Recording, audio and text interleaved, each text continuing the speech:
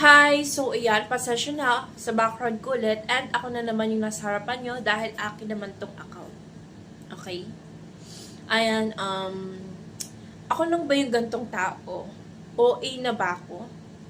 Hindi ko alam kung OA na ako eh.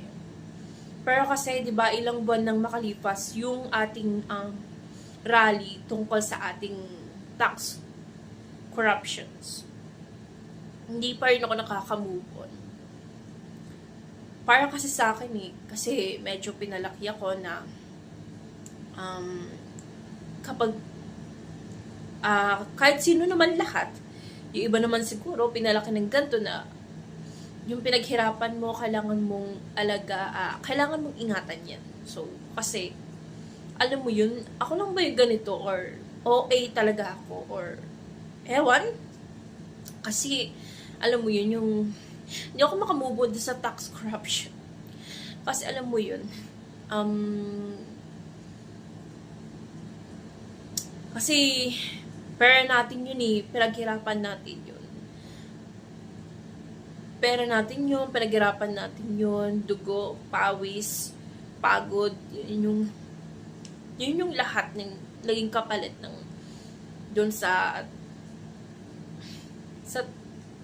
tax corruption na yun. Kaya, hindi ko alam, okay ba ako? Hindi ako makamove on sa issue na yun. Hindi ako makamove on talaga. Ako lang ba to? Ako lang binag-iisang ganito. Hindi ko alam. Basta hanggang ngayon, malabo pa rin sa akin yung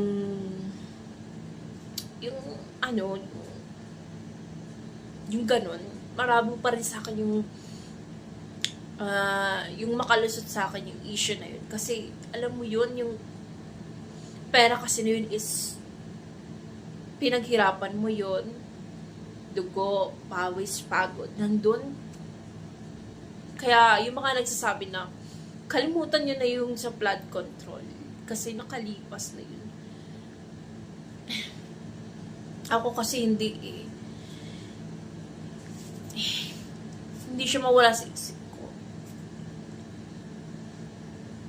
Sabihin nyo na siguro na OA ako, baka nga, or yung iba, pero ako kasi sorry, ayaw makalimutan ng isip ko yung blood control kasi nakakabit doon yung tax corruptions. So, nakakabit yun doon. Kaya,